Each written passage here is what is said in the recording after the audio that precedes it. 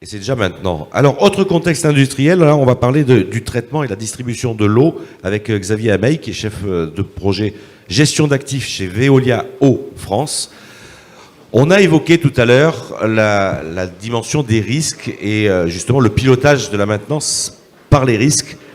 C'est le sujet, donc l'analyse d'exposition aux risques dans la maintenance. Comment c'est abordé chez Veolia? Vous avez 10 minutes, Xavier.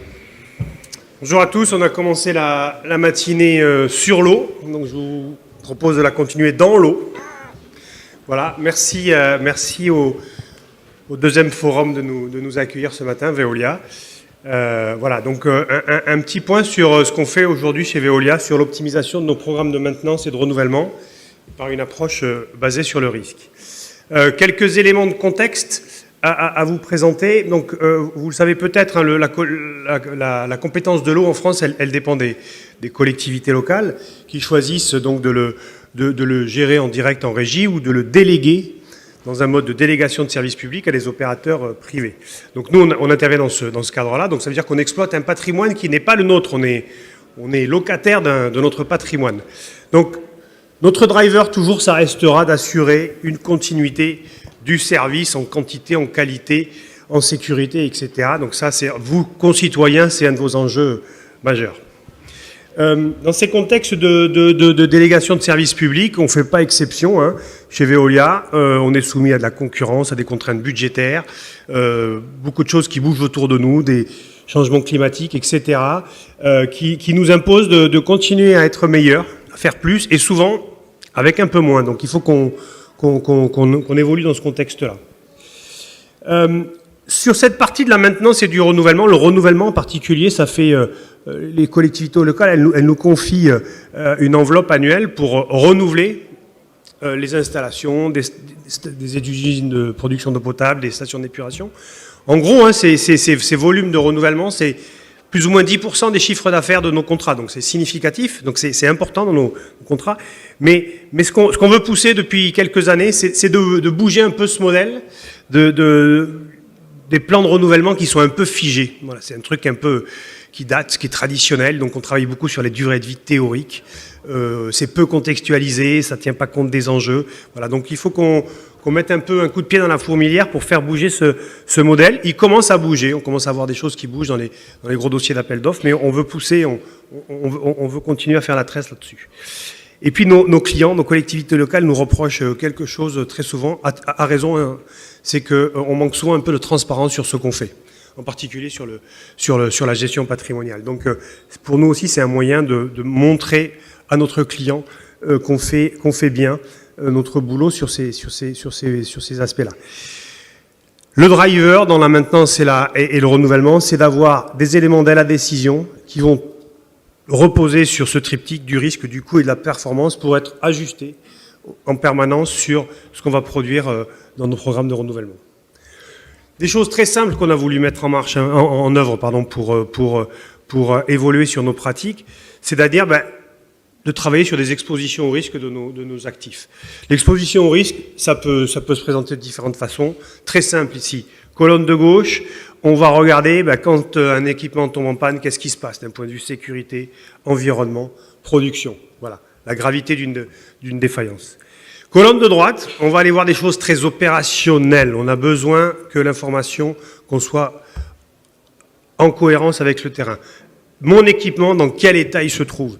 D'un point de vue de la dégradation, de la vétusté, de la performance, de l'obsolescence, où est-ce qu'il en est ? Où est-ce qu'il en est aujourd'hui ? Et ça, c'est une information qu'il faut qu'on aille chercher au plus près du terrain, avec les opérateurs. Voilà. Hier après-midi encore, j'étais avec les équipes du territoire local, là, Var Provence Méditerranée, pour faire cet exercice. Voilà. Donc on a besoin de faire ça avec nos équipes locales, pour évaluer donc cette exposition au risque, qui va nous permettre donc de déterminer nos actions prioritaires sur la maintenance et le renouvellement. On a des règles du jeu objectifs sur les impacts, la connaissance locale de nos équipes, qui connaissent très très bien leur matériel. Et finalement, on va disposer là de choses très simples. Hein, vous voyez, à chaque fois, on est sur 4 niveaux, des critères simples, des choses simples et partageables. Simples et partageables avec nos équipes opérationnelles, parce que souvent on a des gens qui sont très compétents, mais qui ont beaucoup de choses dans leur tête, mais qui ne le partagent pas beaucoup. Voilà. Donc on a besoin de challenger ça entre nous. Il ne faut pas que ça soit juste une discussion de machine à café, mais qu'on ait des éléments à partager entre nous et à partager avec notre client. Voilà. Ça c'est essentiel pour nous d'avoir plus de transparence. Donc quand je vais chercher ces impacts et ces états d'équipement, j'arrive à des choses que vous connaissez très sûrement tous. C'est des matrices d'exposition au risque. On va croiser les deux dimensions. Quand j'ai beaucoup d'enjeux et quand je suis pas en bon état, je suis dans ma zone rouge, là où à droite, là. Et donc ça, c'est les équipements que je vais prioriser dans mes programmes de renouvellement. Et je vais dire à mon client, ça, c'est le truc qu'il faut faire l'année prochaine ou dans 2 ans, etc. Et puis petit à petit, je vais descendre dans la zone orange. Peut-être que c'est moins prioritaire, je peux étaler. La zone jaune, les enjeux, ça sera de faire de la maintenance préventive, prédictive, bien ajustée. La zone verte, on peut peut-être lâcher sur le minimum, le réglementaire, etc. Dans la zone rouge, ce qui est important aujourd'hui pour nous, c'est qu'il y a des non négociables auxquels on ne touche pas. La sécurité, la réglementation. Voilà. Donc s'il y a des enjeux dans ces zones-là, on y va tout de suite. Voilà. Donc ça, c'est le driver, ça c'est notre boussole pour travailler, c'est cette matrice. Et aujourd'hui, ça fait 3-4 ans qu'on met ça en place chez Veolia, à l'O-France en tout cas. Voilà, ça c'est devenu un standard pour tout le monde et ça c'est une bonne chose. Un exemple de déploiement opérationnel, voilà, c'est que une fois que je prends un périmètre, je vais analyser les éléments de mon usine d'eau potable, de ma station d'épuration. Et je vais ventiler tous mes équipements dans cette matrice, alors que ce soit en nombre d'équipements ou aussi, là vous le voyez, en valeur de renouvellement à neuf. Donc je vois, je peux aller voir tout de suite dans la zone rouge, quels sont les équipements qu'il faudra renouveler de façon prioritaire. Le constat qu'on fait depuis quelques années, c'est que si je pars de ce fameux plan contractuel qui a été designé dans un appel d'offres de façon peut-être un peu figée, théorique, on a des choses qui parfois sont un peu confortables et un peu surdimensionnées. Et de travailler sur cette pertinence à la fois technique et économique nous permet de réajuster année après année nos programmes de renouvellement. Alors il y a des années où on en faisait peut-être un peu trop, des années où il faut en faire un peu moins, mais vous voyez que globalement on arrive à optimiser économiquement nos programmes de renouvellement et ça, dans un contexte concurrentiel, c'est important aussi qu'on soit à ce rendez-vous-là pour ajuster la prestation de Veolia auprès de ses clients. Voilà, donc aujourd'hui ça, on est sur des choses qui sont simples, qui sont connues du monde de la maintenance et de la fiabilité depuis longtemps, mais qu'on commence à ancrer dans nos pratiques chez Veolia finalement depuis moins de temps. Et on se rend compte que les dossiers d'appel d'offres commencent aussi à évoluer dans ce sens-là. Donc peut-être quelques points d'attention avant de conclure. Voilà, nous on constate que cette approche aujourd'hui fait ses preuves en interne, puisque nos équipes adhèrent. Voilà, je le constatais encore hier avec les équipes du territoire. Les équipes aiment ça parce qu'on vient chercher l'information auprès du terrain.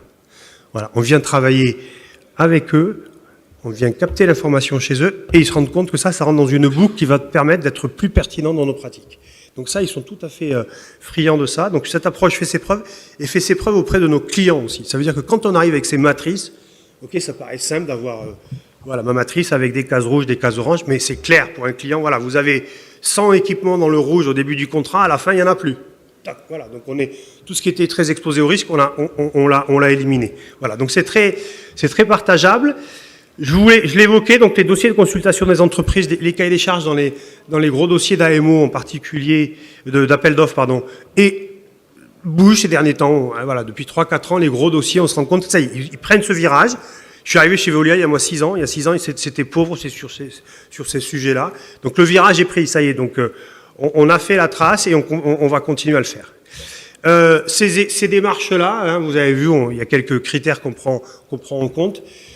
Aujourd'hui, on sait que si on ne prend pas en compte aussi tous les enjeux sur l'impact environnemental, sur l'énergie, sur les émissions de gaz à effet de serre, etc., il faut absolument en tenir compte, et on le fait, et ça parle à notre client, donc nécessité de le faire. Et puis, on pourrait ouvrir deux thématiques de conférences supplémentaires avec les 2 derniers items, mais j'aurai pas le temps de le faire ce matin. Voilà, un enjeu majeur pour nous aujourd'hui, c'est on va capter l'information auprès du terrain. Mais il faut capitaliser cette information, la mettre à jour, hein, parce que dans cette matrice, l'État il va glisser dans le temps, évidemment. Donc comment on fait pour suivre, de capter l'information sur le terrain, la mettre à jour, l'actualiser, et faire bouger en conséquence derrière les pratiques de maintenance et de renouvellement.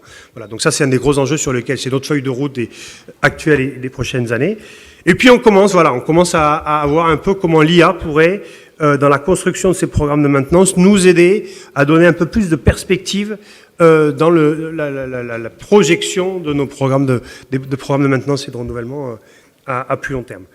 Voilà, j'en ai terminé. Vous avez la chance d'avoir aussi dans la salle deux éminents représentants de la région Méditerranée de Veolia, Nicolas Benville et Gilles Barato, qui sont là, qui seront avec moi sur le stand Veolia. Donc on pourra poursuivre les échanges sur ce sujet et sur d'autres, si vous le souhaitez. Merci de votre attention. Merci beaucoup Xavier.